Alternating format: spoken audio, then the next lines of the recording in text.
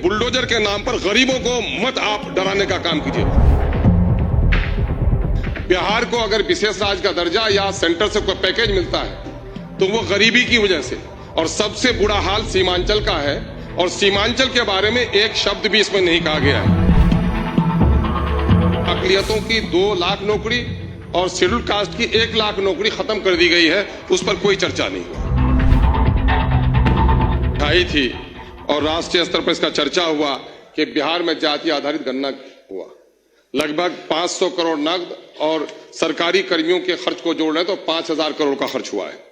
लेकिन आज जिन लोगों को सर्वे इसलिए कराया गया था कि जिन लोगों की हालत खराब है उनको अच्छा किया जाए, लेकिन उसमें अकलियतों की 2 लाख नौकरी और शेड्यूल कास्ट की 1 लाख नौकरी खत्म कर दी गई है, उस पर कोई चर्चा नहीं हुआ। बिहार को अगर विशेष राज्य का दर्जा या सेंटर से कोई पैकेज मिलता है तो वो गरीबी की वजह से, और सबसे बुरा हाल सीमांचल का है, और सीमांचल के बारे में एक शब्द भी इसमें नहीं कहा गया है। एएमयू और एम्स जैसे संस्थाओं को सीमांचल की जरूरत है, उस पर कोई बात नहीं की गई है। रेवेन्यू में व्यापक भ्रष्टाचार है, पूरे तौर पर रेवेन्यू के कर्मचारी लोगों को लूट रहे हैं।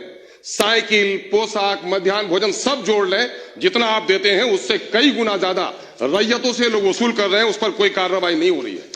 हेल्थ के मामले में अगर आप देखेंगे, मेरे विधानसभा क्षेत्र और सीमांचल की यही हालत है कि मेरे यहाँ 35 डॉक्टर होना चाहिए 5 लाख आबादी में, सिर्फ 11 डॉक्टर हैं। क्या आज के दिन में भी हमारे साथ यही नाइंसाफी रहेगी? एजुकेशन का हाल चौपट है। यूरिया की कीमत अभी 350 में बैग मिल रही है। आपका सर एक मिनट आपके तरफ से कृपा कीजिए सर। माँ सब बच्चे से प्यार करती है, लेकिन कमजोर बच्चे का जरा ख्याल रखती है। महोदय, मैं आपसे कहना चाह रहा हूँ, सीमांचल कटाव है और वहां पर कटाव के सिलसिले में कुछ भी काम नहीं हो पा रहा है। मैं आपको यह भी कहना चाहता हूं कि इस वक्त कब्रिस्तानों की घेराबंदी बड़ा काम नहीं है, मामला लॉ एंड ऑर्डर को दुरुस्त बनाना है। इस वक्त गरीबों को उजाड़ा जा रहा है, और माननीय मैं गृह मंत्री से कहूंगा कि बुलडोजर एक खौफ का मामला हो गया है। कानून का राज जरूर स्थापित कीजिए, लेकिन बुलडोजर के नाम पर गरीबों को मत आप डराने का काम कीजिए।